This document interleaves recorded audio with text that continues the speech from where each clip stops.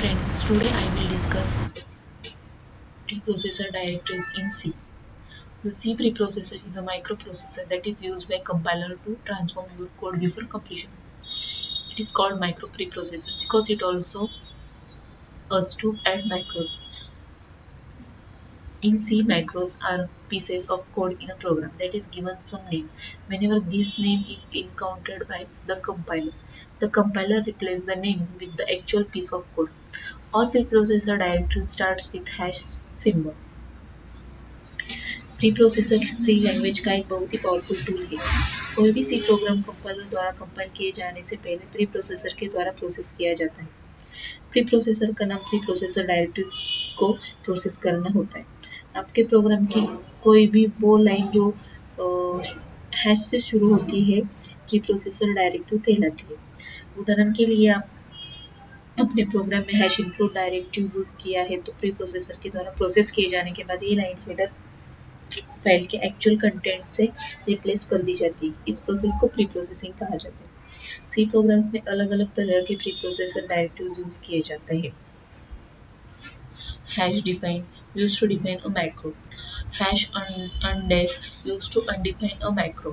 Hash include used to include a file in the source code program. Hash if def used to include a section of code if a certain macro is defined by hash define.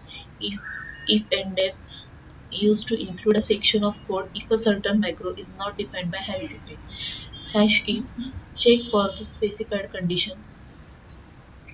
Hash else alternate code that executes when hash if fails, and hash and if used to mark the end of hash if def and hash if and def.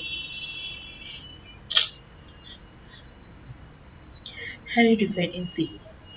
The hash-defined preprocessor directive is used to define constant or macro substitution. It can use any basic data types. ये हमारा hash define का syntax है। हमने यहाँ पे hash इसका मतलब है preprocessor directive. Hash define token value hash include studio dot H hash define P I मतलब हमने यहाँ पे वैल्यूज पी आई की वैल्यूज दी है 3.40 मेन मेथड और प्रिंट में हमने जो वैल्यूज दिए हैं वो प्रिंट करने के लिए कहा गया है। ये डायरेक्टिव सी प्रोग्राम में कांस्टेंट और मैक्रोस डिफाइन करने के लिए यूज किया जाता है।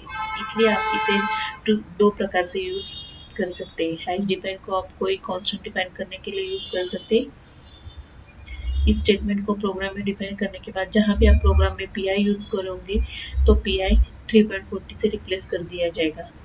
हैश डिफाइन डायरेक्टिव को मैक्रोस डिफाइन को हैश डिफाइन डायरेक्टिव्स को मैक्रोस डिफाइन करने के लिए भी यूज किया जाता है। एक मैक्रो कोड की एक लाइन होती है जिसे प्रोग्राम में मैक्रोनेम से रिप्लेस कर दिया जाता है। एक फंक्शन की तरह भी हो सकता है। जहाँ भी आप प्रोग्राम में स्क्वायर को यूज करेंगे और उसमें कोई नंबर पास करेंगे तो वो उस नंबर के स्क्वायर से रिप्लेस हो जाएगा।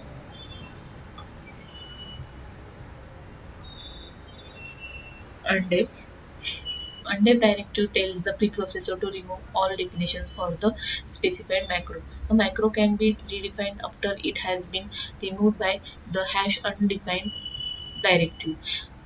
ये undefined directive का एग्जाम्पल है। यहाँ पे hash include studio dot H hash define years old 12 और hash undef years old integer में इनमें वैल्यूज प्रिंट किए हैं हमने।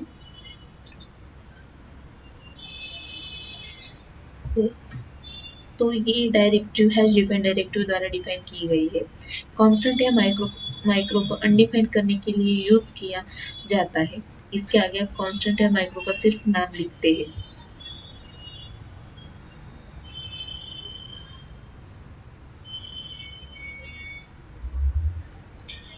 if directive In the C programming language, the if directive allows the conditional completion. The preprocessor evaluates an expression provided with the if directive to determine if the subsequent code should be included in the completion process. यहाँ पे if directive का example है।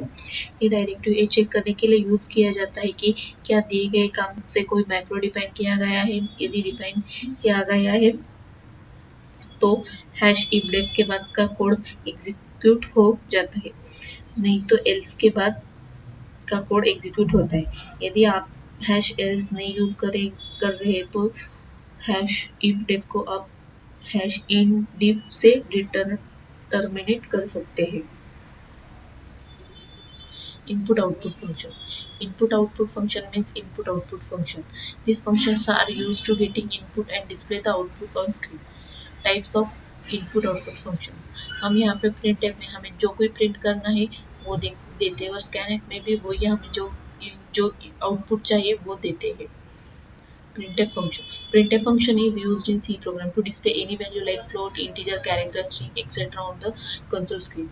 It is predefined function that is already declared in the studio.h file. Header file syntax to display any values. Printf format specifier var1, var2, var_n. Scanf function. Scanf function is used in the C program for reading or taking any values from the keyboard by the user.